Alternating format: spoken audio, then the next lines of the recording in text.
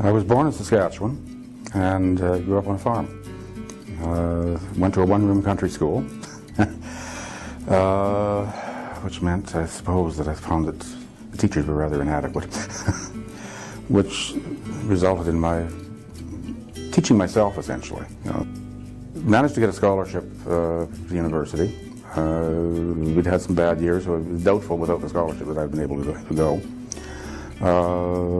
Was intending to go to law school and got sidetracked by an introductory course in sociology that I was taking as a requirement. An extraordinary teacher, and ended up doing a master's at the University of Calgary.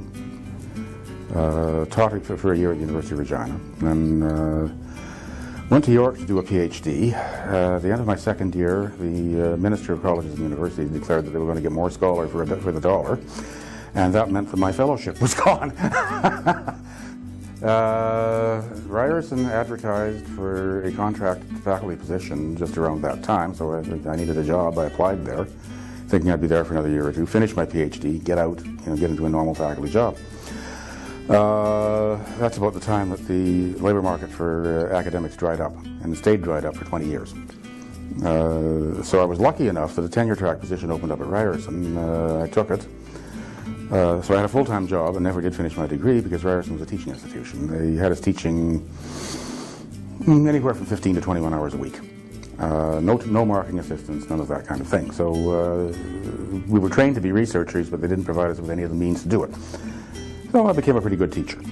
You adapt. So I, what I thought was going to be a 2-year stint at Ryerson ended up being 38. And I was department chair and did, those kinds of things. But that's done.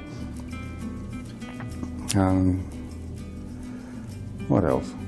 I have a son from my previous marriage. I've done a lot of things politically. I grew up in a political family. And next month, I think, marks my 60th anniversary of being in some way associated with politics. And my grandparents took me to a Tommy Douglas rally when I was not even 4. They did those sorts of abusive things in Saskatchewan in those days. Over the years, I've been active in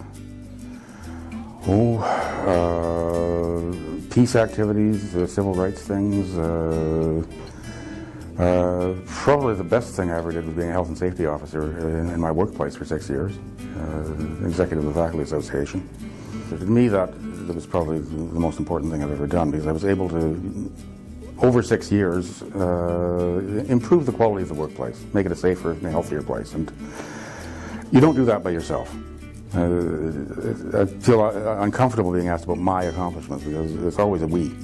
There's never a me exclusively there. You're doing it with other people. As my wife worked at Ryerson as well, we met there. Let's make it romantic. We met at a Valentine's Day party. And after we'd lived together for, I forget now, 15, 16 years, when we moved up here, we decided we'd do a symbolic thing. We're going against the tide, as always, and we got married. It was 2 years ago. Elliott Lake means something more to us than just simply the place where we settled to be old.